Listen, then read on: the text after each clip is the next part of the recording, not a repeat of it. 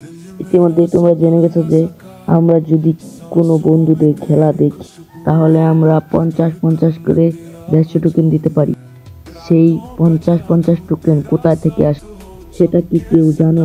না জেনে থাকলে কোনো সমস্যা নাই, আমি আজকে তোমাদেরকে জানিয়ে দিব। চলো আজকের ভিডিওটা শুরু করা যাক। আমাদের কাছে গোল্ড কয়েন আছে 7853টি।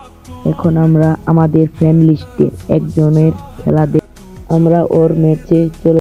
তো যারা যারা ভিডিওতে লাইক এবং চ্যানেলটি সাবস্ক্রাইব করোনি, জলদি জলদি চ্যানেলটি সাবস্ক্রাইব করে ফেলো। আমরা ম্যাচে চলে এসেছি। এখন আমরা ওকে 150 টোকেন দেব। আমরা প্রথমে 50 টোকেনটি ওকে দিয়ে দিব।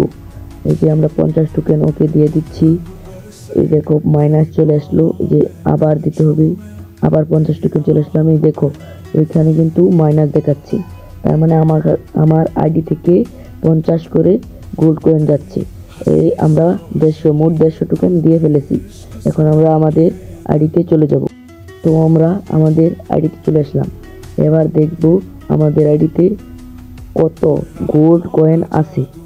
আমার কাছে আগে ছিল 7853টি গোল্ড কয়েন, এখন আছে 7703টি গোল্ড কয়েন।